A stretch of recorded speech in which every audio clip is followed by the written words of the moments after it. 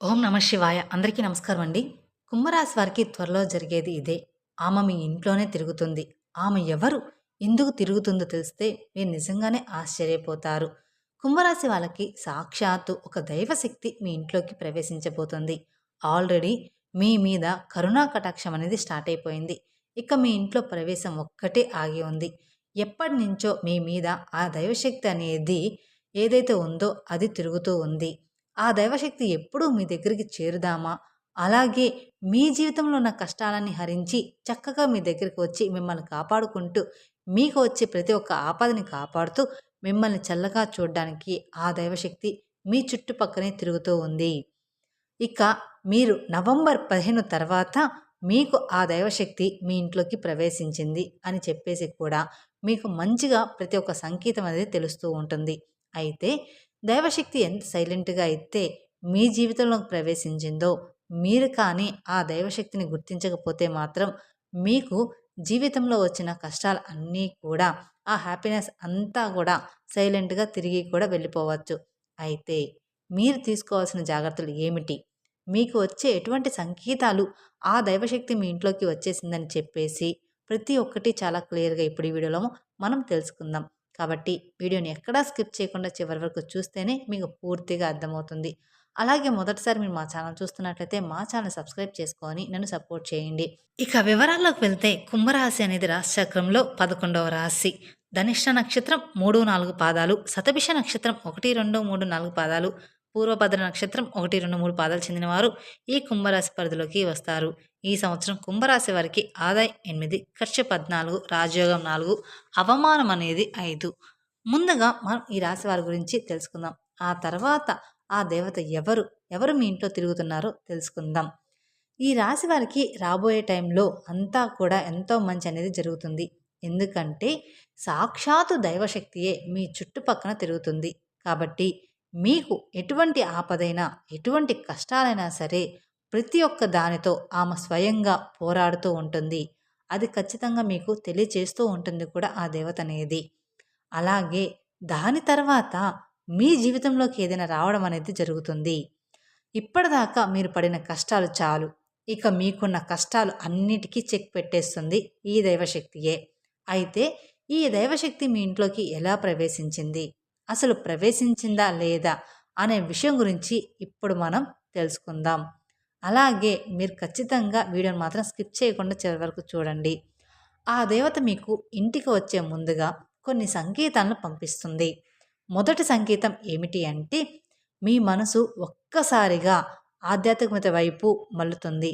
అంటే మీ మనసు, మైండ్ రెండూ కూడా ఎక్కువ శాతం దేవుడి వైపు చూపిస్తుంది.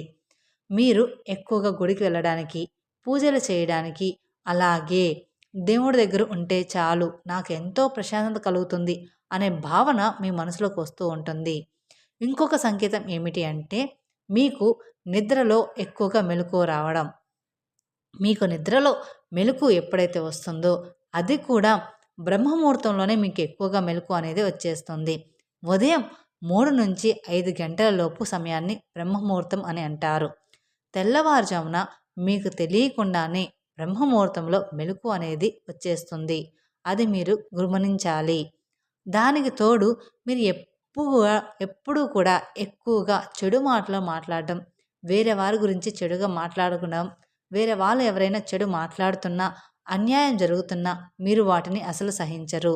మీకు కోపం అనేది వస్తుంది. కోపం అంటే మనకు వచ్చే విపరీతమైన కోపం కాదు. ఎందుకు మనుషులు ఈ విధంగా ఇలా మాట్లాడుతున్నారు? దీనికి ఇంతగా మాట్లాడాల్సిన అవసరం అయితే లేదు కదా!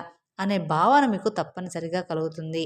అయితే మీరు ఎక్కువ శాతం ఒంటరిగా ఉండడానికి మాత్రమే ఎక్కువగా ఇష్టపడుతూ ఉంటారు.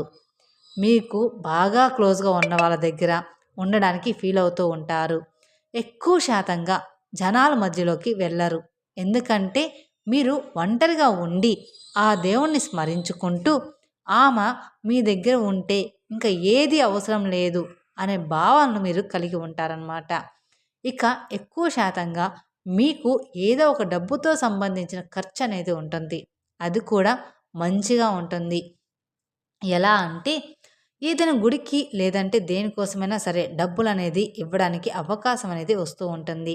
ఈ సమయంలో ఏమాత్రం కూడా వెనకాడకుండా మీ శక్తికి తగ్గట్టుగా ఏదో ఒక రూపంలో మీ దగ్గర ఎంతైతే ఉంటుందో దానికి తగ్గట్లుగా విరాళం ఇవ్వండి.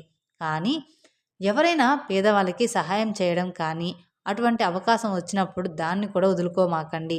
చక్కగా మీరు సహాయం చేసేయండి. అది కూడా మీకు ఒక సంకేతమనే చెప్పుకోవాలి. ఆ దేవుడి మీద భారం వేసేయండి.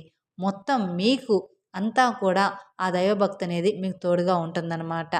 చాలామంది మేము గుళ్ళు కడుతున్నాం విరాళం ఇవ్వండి అని వస్తూ ఉంటారు. అలాంటి వాళ్ళకి మీకు చేతనంత సహాయం అనేది చేస్తూ ఉండండి. ఇక దానికి తోడు ఎక్కువ శాతంగా జనాల మధ్యలో కూర్చొని వాళ్ళు మాట్లాడే అనవసరమైన మాటల మీద మీకు ఏమాత్రం కూడా ఇంట్రెస్ట్ అనేది ఉండదు. మీకు ఎంతసేపటికి సేవా భావన, అలాగే దేవుని స్మరించుకోవడం, మంచి మాటలు వినడం ఇలాంటివి మీకు ఎక్కువగా ఇష్టం ఉంటాయి. ప్రశాంతంగా ఒంటరిగా ఉండి మెడిటేషన్ చేసుకోవడం, ఎక్కువ శాతంగా పీస్ ఆఫ్ మైండ్ అనేది మీకు ఉంటుంది. అక్కడే అర్థమైపోతుంది కదా. చూడండి, మానవుడు అనేవాడికి ఎప్పుడు చూసినా డబ్బు మీద ఆశ, అలాగే దురాలోచనలు కలుగుతూ ఉంటాయన్నమాట. ఆ డబ్బు వలన మనిషి ఎక్కువగా నేను ఇది ఎలా పొందాలి, అది ఎలా పొందాలి అని చెప్పి తన మనసుని అలాగే మైండ్ని ఎప్పుడూ కూడా పరిగెత్తిస్తూ ఉంటాడు. కానీ ఎప్పుడైతే వీటన్నిటి మీద మోహం అనేది తీరిపోతుందో మంచి రూట్లో అనేది నడుస్తాడు. ఆ సమయంలో మనిషికి ఇవన్నీ కూడా ఎక్కువగా చేరువవుతూ ఉంటాయి. కాబట్టి ఈ సంకేతాలన్నీ మీకు చాలా ఈజీగా తెలుస్తాయి. ఈ సంకేతాలు మీకు రావడం స్టార్ట్ అయితే కనుక ఇక అర్థం చేసుకోండి, దైవశక్తి మీ ఇంట్లోకి ప్రవేశించిందని.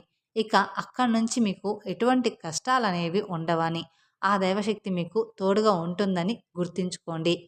అప్పటిదాకా మీరు చేసిన ప్రతి ఒక్క పనిలో ఆటంకం వచ్చిందో అవన్నీ కూడా తీరిపోతాయి. మీకు ఎటువంటి ప్రాబ్లమ్స్ అనేవి ఉండవు. మీ ఫ్యామిలీ పరంగా కావచ్చు, అలాగే మీ ఇంట్లో పిల్లలు, మీ తల్లిదండ్రులు కావచ్చు, వాళ్ళతో కూడా మీ సంబంధాలు మంచిగా మెరుగుపడతాయి. ఇక ఉద్యోగ రంగంలో వచ్చేటప్పటికి మీకు ప్రతి ఒక్కటి ఏదైతే స్టాప్ తీసుకోవాలని అనుకుంటున్నారో దానికి ఇది మంచి అవకాశం అని చెప్పుకోవాలి. మీకు ప్రమోషన్స్ అనేవి ఉంటాయి. శాలరీ ఇంక్రిమెంట్ అనేది కూడా ఉంటుందన్నమాట. ఇక్కడి నుంచి చెప్తున్నాం కదా, ప్రతి ఒక్క పని మీకు తెలియకుండానే ఆ పని ఇంకా జరగదు అని అనుకోని వదిలేసిన ప్రతి ఒక్క పని కూడా ఇక మీకు తెలియకుండానే సజావుగా సాగిపోతూ ఉంటాయి. మీకు తెలియకుండానే ఆమె అనుగ్రహంతో ప్రతి ఒక్కటి మీ దగ్గరికి చేరుకుంటుంది. అలా అని మీరు కూడా పూర్తిగా వదిలేయకండి. మీ వంతు మీరు చేస్తూ ఉంటే ఆ దైవశక్తి అనేది మీకు తోడుగా ఉంటుంది. అంతే కదా, ఆ దైవశక్తి మొత్తం చేసేస్తుంది కదా అని మీరు వదిలేస్తే తను ఎప్పుడో వెళ్ళిపోతుంది.